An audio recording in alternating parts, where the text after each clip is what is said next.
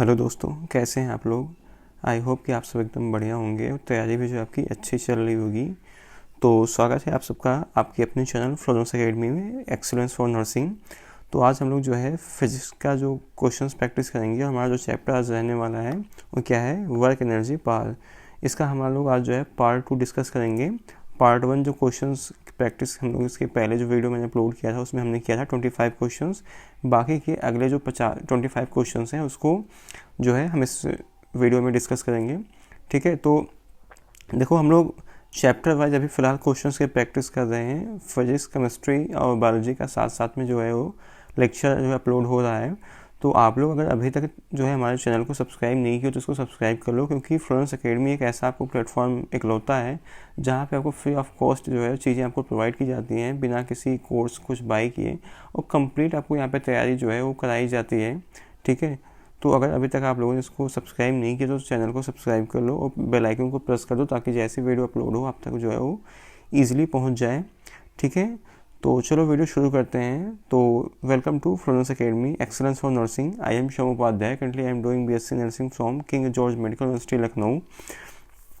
तो आज का हमारा जो पहला क्वेश्चन है, 1 horse power is equal to, 1 horse power जो है कितने के बराबर होता है। यहाँ पे वो आपसे वॉट में पूछा है। तो देखो जो 1 हॉर्स पावर होता है वो 746 वॉट के इक्वल होता है। क्वेश्चन जो है आपसे एग्जाम में पूछा जा चुका है। ठीक है, इंपॉर्टेंट है, इसको आप लोग याद रखना। ठीक है, अगला क्वेश्चन है, if the velocity of a body is doubled it's kinetic energy become.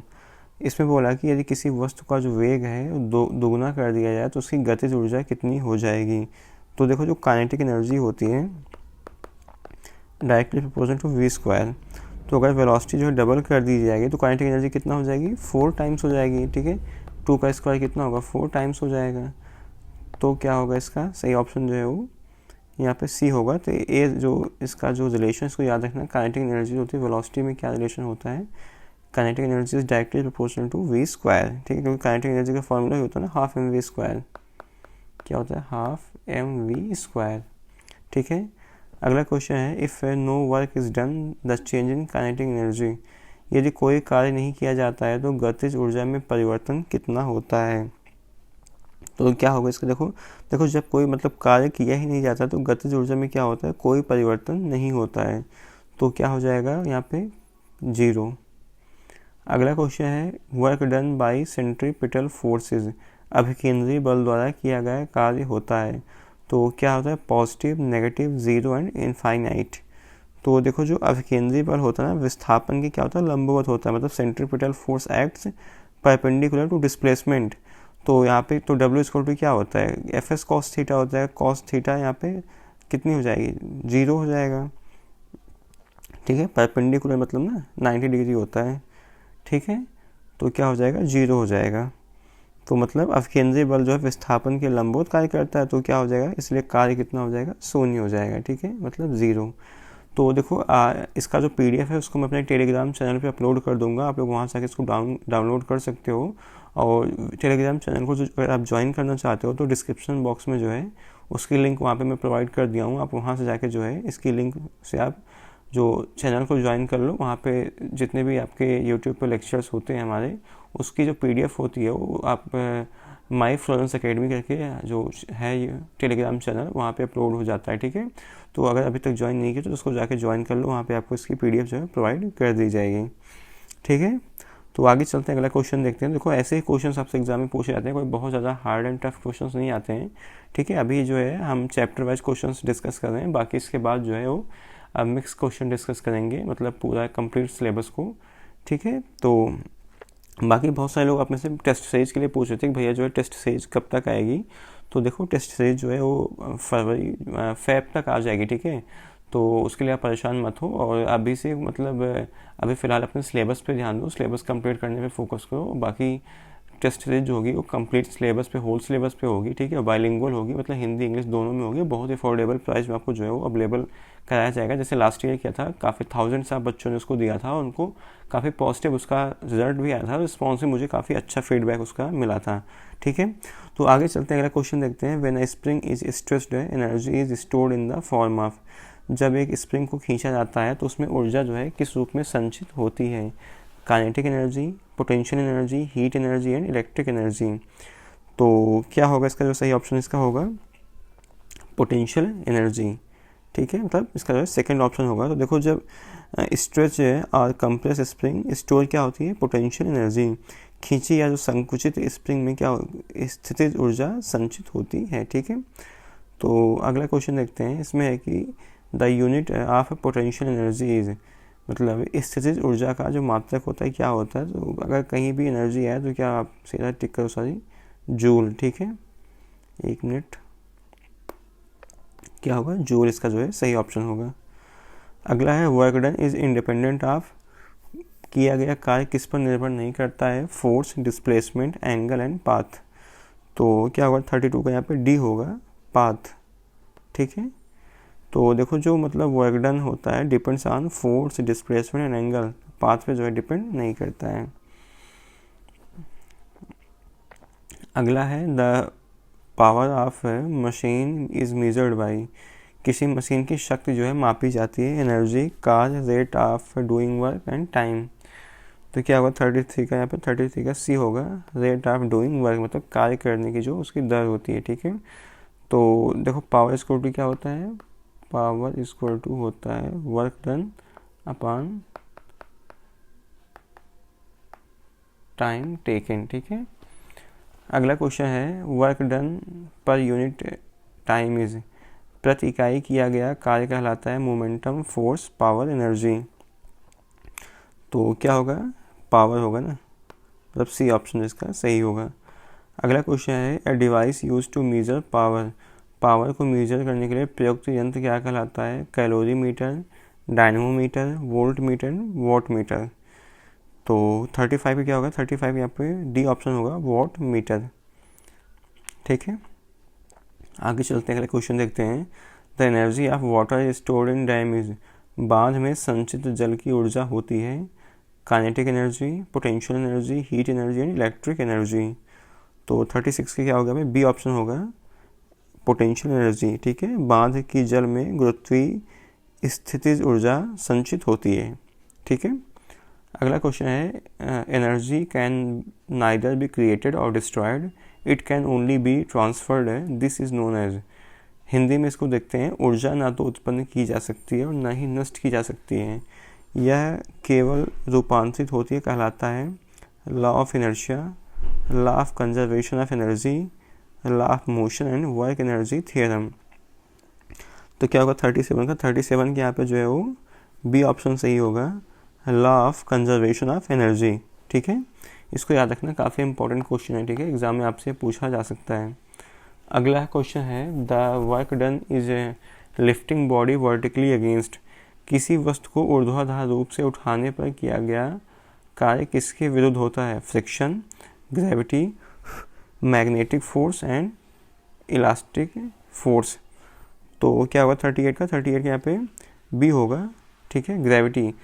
कोई जैसे मान लो यहाँ पे कोई बॉडी है, इसको जब ऊपर उठाओगे इसको तो नीचे ग्रेविटी कैसे डाउनवर्ड लगती है ना, ठीक है। तो ग्रेविटी नीचे डाउनवर्ड लगेगी तो किसके होगा ये, यहाँ पे ग्रेविटी तो गुरुत्वाकर्षण, ठीक है। 38 का क्या होगा बी ऑप्शन जिसका सही होगा।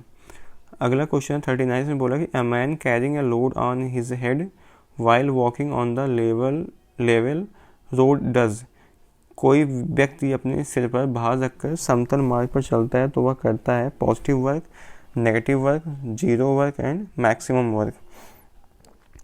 तो देखो जो डिस्प्लेसमेंट कैसा है, displacement is horizontal while force act vertically, मतलब एंगल कितना हो जाएगा 90 डिग्री हो जाएगा, ठीक है। कोई मान लो यहाँ पे रामू है, रामू भाई साहब ऐसे, ठीक है, पैदल ज़मीन पे कोई एक भार लेके, ठीक है, चल रहे हैं, ठीक है।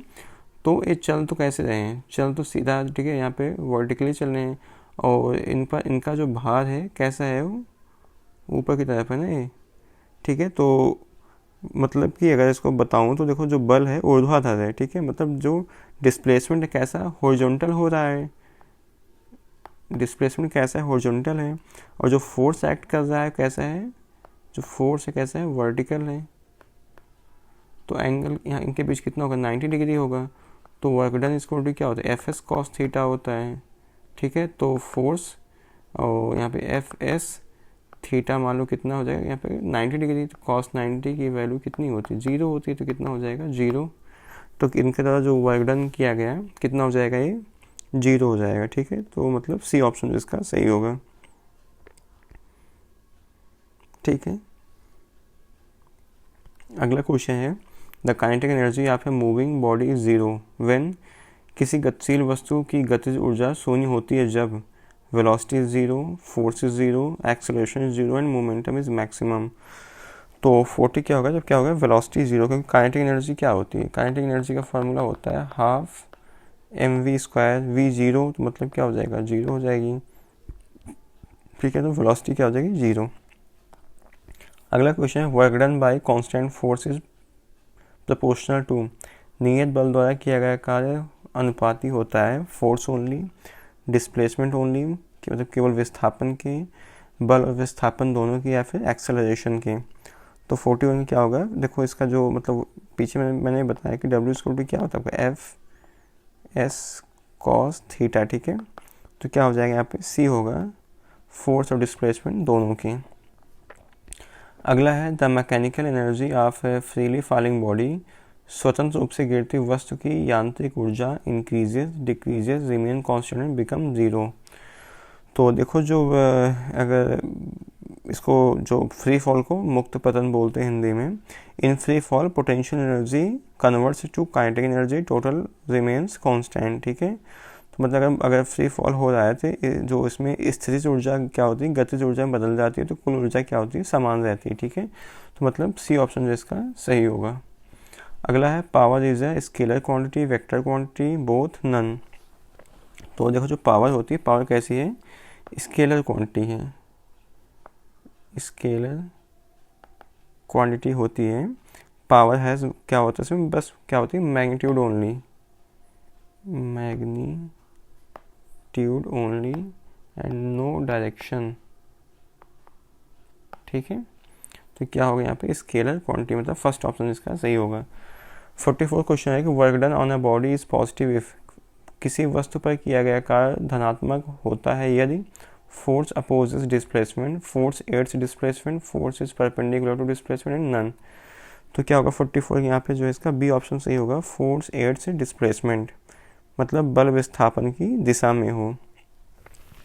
ठीक है, अगला क्वेश्चन है 45, इसमें बोल रहा है कि which of the following is not a form of mechanical energy, kinetic energy, potential energy, chemical, both A and B. ठीक है, तो क्या होगा 45 का यहाँ पे सी होगा केमिकल एनर्जी, कि जो मैकेनिकल एनर्जी होती है, mechanical energy is equal to होता है sum of potential energy plus kinetic energy. ठीक है, तो क्या होगा इसका सी ऑप्शन जो इसका सही होगा। अगला क्वेश्चन है कि energy of A compressed spring is, तो संकुचित स्प्रिंग की ऊर्जा होती है काइनेटिक, पोटेंशियल, थर्मल, नॉन।